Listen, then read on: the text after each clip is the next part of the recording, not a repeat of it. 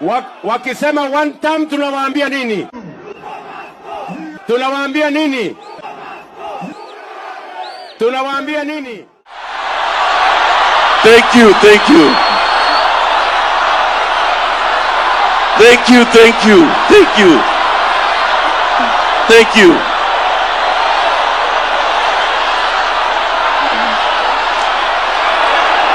Thank you. Thank you.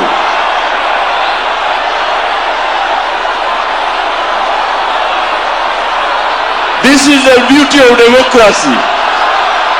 The beauty of democracy is everyone has got his say or a say. Aye, we have had you.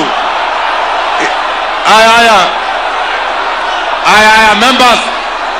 President William Ruto invited 10,000 teachers at a Statehouse, whereby actually he faced a backlash, as you've just seen from the start of this video.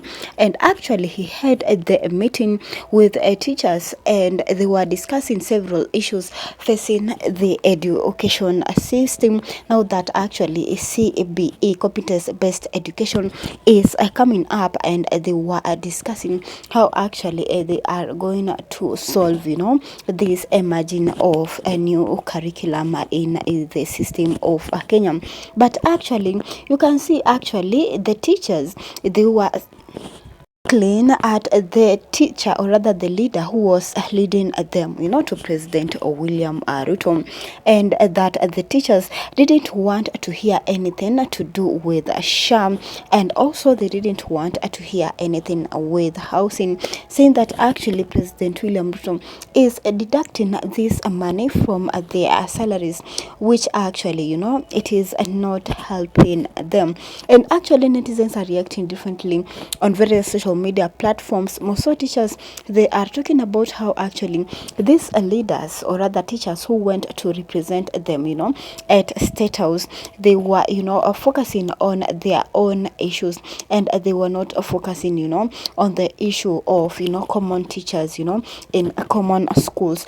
A leader that actually they were representing, or rather he was representing teachers who actually he was echoed by, the teachers at the crowd, from the start of this video, rather the second clip, it is said that actually he was going to raise the issue of JSS teachers, but actually this HY, they were focusing on their own stomachs, and actually they want, or rather they don't want, new teachers of GSS to be promoted, or rather to get into pensionable, permanent and pensionable, a job. And that actually these leaders who came to Statehouse, they were first, they were just focusing on their issues. That is why actually teachers are lamenting on various social media platforms, saying that actually President William Ruto is not focusing on the that common teachers they are facing in various schools,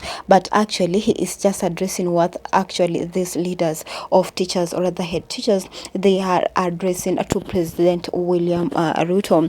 But you can just be dropping your thoughts, opinions, feedbacks down below in the comment section, because actually what teachers wanted President William Ruto to raise, actually he didn't talk about it.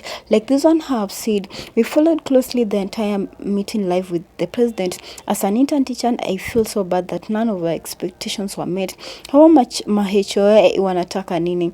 Just before the corporate leader Akelo Misori could finish what the JSS teachers wanted to hear, HOIs interrupted, making it impossible for him to pass the message. You selected some of our JSS leaders who were in to represent, but they were not given a chance to air our grievances. It is a shame. Let's stand firm for our rights to be at the yard. Are you a teacher? Share thoughts about actually today's President William Ruto's meeting with all teachers at Statehouse down below in the comment section.